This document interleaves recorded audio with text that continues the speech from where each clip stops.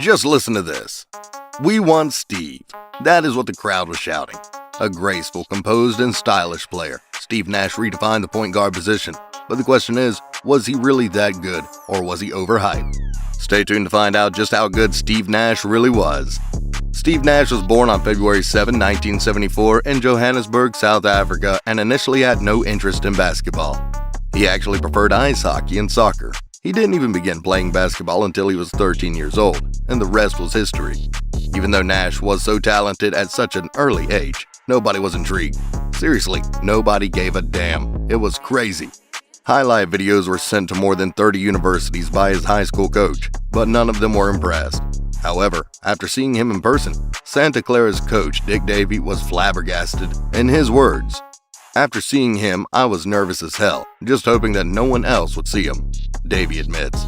It didn't take a Nobel Prize winner to figure out this guy's pretty good. It was just a case of hoping that none of the big names came around. Davey also maintains his adoration for Steve many years after the NBA legend has hung his boots. Check out what he had to say about his play style. Steve was what I would call one of the most unique human beings I've ever been around as a passer and a shooter. He added, though, that Nash was the worst defender he had ever seen. But it didn't matter. He finished his college career as the all-time assist leader with 510 and third in all-time scoring. Nash eventually made school history by becoming the first student athlete at Santa Clara to have his jersey number 11 retired. Following his college graduation, the Phoenix Suns selected him as the 15th overall pick in the 1996 draft. But something surprising happened. After hearing the selection announcement, Suns fans were unimpressed and started to boo. Oh, they had no idea how much he would grow. Like many other developing rookies, Nash's debut season wasn't particularly outstanding. He played 65 games, averaging 3.3 points, 2.1 assists, and 1 rebound. Numbers that were anything but impressive.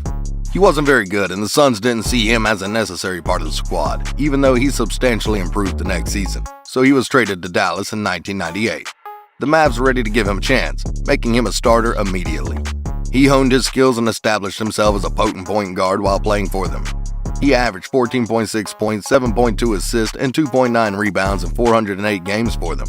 After the 2003-04 season, he became a free agent and joined the Phoenix Suns, going back to his roots with no bad blood whatsoever. Back with the Suns, Nash automatically became a starter, playing with Sean Marion, Joe Johnson, and Amari Stoudemire. At this time of joining, the Suns were terrible, winning just 29 games the previous season while losing 53. But Mike D'Antoni had a different plan for the Suns with the arrival of the prodigal son, employing a more free-flowing and fast-paced style of play that required players of his size and speed. Check out how Nash speeds down the court, drawing multiple defenders towards him before kicking it out for the open three. At the end of that season, the Suns had won 62 games thanks to Nash's super efficient shooting with an overall field goal percentage of 50.2 and a three-point percentage of 43.1. To top it off, Nash secured his first MVP ahead of the legend himself, Shaquille O'Neal, becoming the first Canadian to do so, while averaging an insane 11.5 assists per game. What really shocked everyone about the season was how this little star had single-handedly transformed the Phoenix Suns from a 29-53 team to a 62-20 winning team after joining them in 2004. After that amazing feat, Nash went on cruising with the stars, blessing NBA fans with memorable performances left and right. One of Nash's most remarkable moments occurred during the 2007 Western Conference semifinals.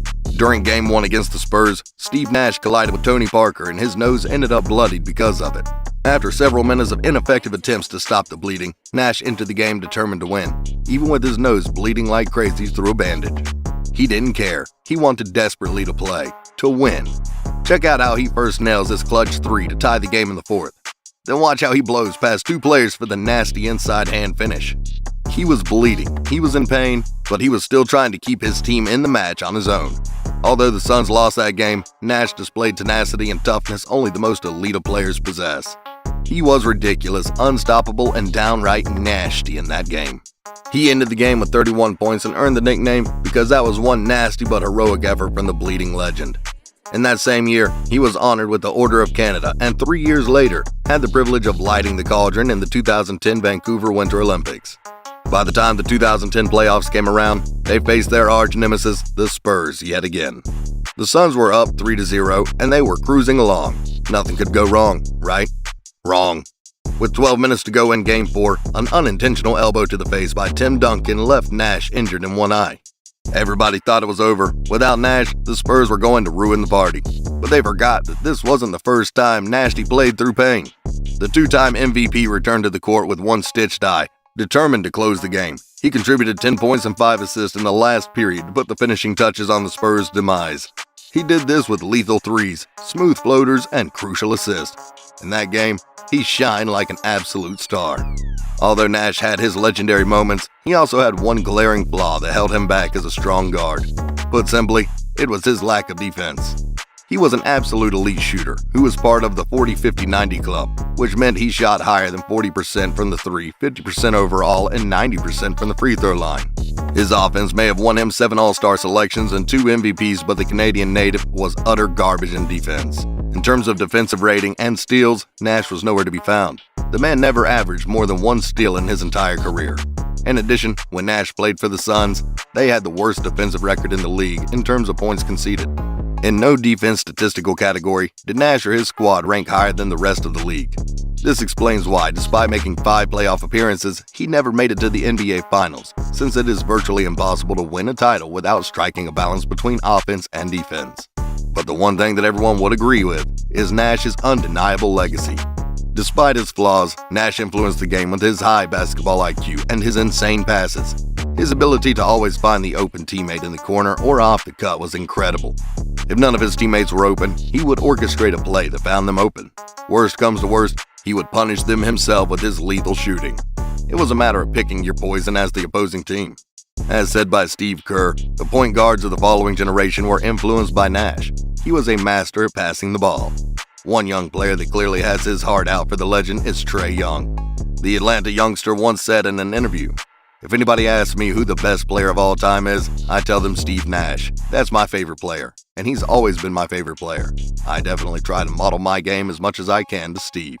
Although some players take Nash for granted as the Nets head coach, people forget that the two-time MVP, who has always had leadership as a part of his DNA.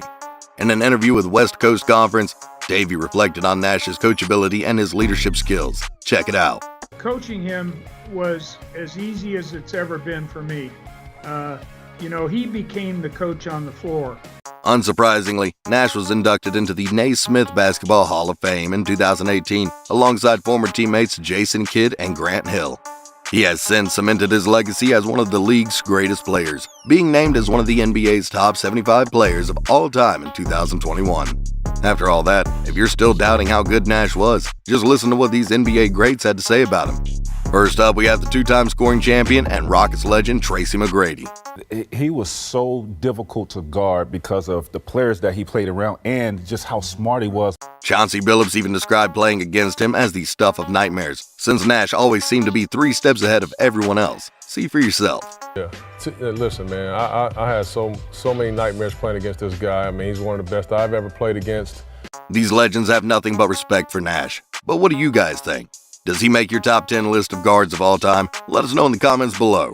If you guys enjoyed this video, don't forget to smash the like button and subscribe for more content like this.